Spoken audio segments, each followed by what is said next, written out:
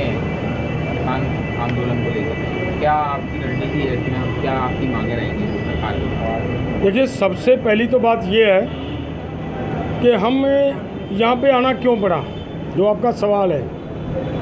हम यहाँ पे इसलिए आए हैं क्योंकि हमारा हरियाणा के बॉर्डरों के ऊपर 4 जगह पर किसानों का आंदोलन, मजदूरों का आंदोलन चल रहा है। Khanauri border, Shambhu border, Dabwali border और रतनपुरा बॉर्डर पे। वो आंदोलन क्यों शुरू हुआ, अब इसके पीछे जाएंगे तो 2020-21 में जो हमारे साथ सरकार ने वायदे किया, 2014 में जो वायदा किया, 2019 में जो वायदा किया, वो वायदे पूरे ना किए सरकार ने। तो समय रहते हमारा ये भावना थी कि हम सरकार के पास अपनी बात रखें, सरकार को अपने वायदे याद कर दिलवाएं।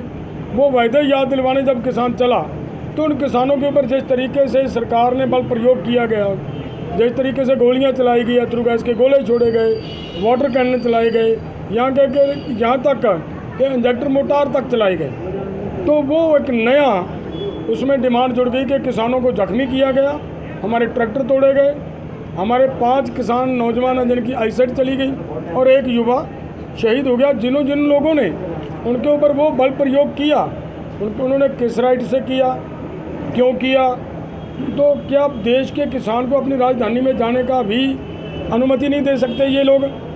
तो इसके लिए वो भी डिमांड्स अब इसमें जुड़ी हुई हैं। तो हमारा ये जो प्रोग्राम है, उसके बाद ये एक आंदोलन को और स्ट्रेंथन करने का हम प्रयास कर रहे हैं, क्योंकि पिछले समय में लोगों के ऊपर जिस तरह से तशद्दुद हुआ, उसको मद्देनज़र रखते हुए देश के किसान, देश के मजदूर, आम दुकानदार, छोटे व्यापारी सभी ने उसका नोटिस लिया।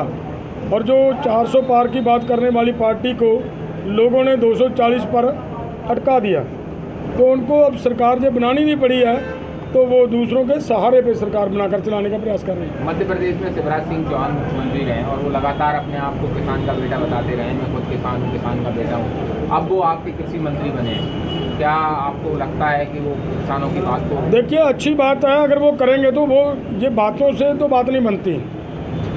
कल हम जब आ रहे थे, लोग ये भी बात कह रहे थे, आपके मध्य प्रदेश के लोग ही बात कह रहे थे कि इन्होंने जितना समय राज किया उतने समय के अंदर हज़ारों इन्होंने लोगों के साथ कमिटमेंट्स की और एक भी पूरी नहीं की। ये भी उन्हीं की बात पड़ी है। तो ये तो समय बताएगा।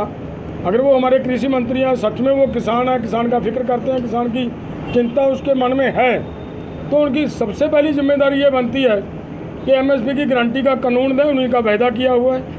उनकी जिम्मेदारी बनती है कि डॉक्टर स्वामीनाथन की रिपोर्ट की घोषणा करें, डॉक्टर C2+50 के साथ फसलों का भाव दिया जाए किसान को।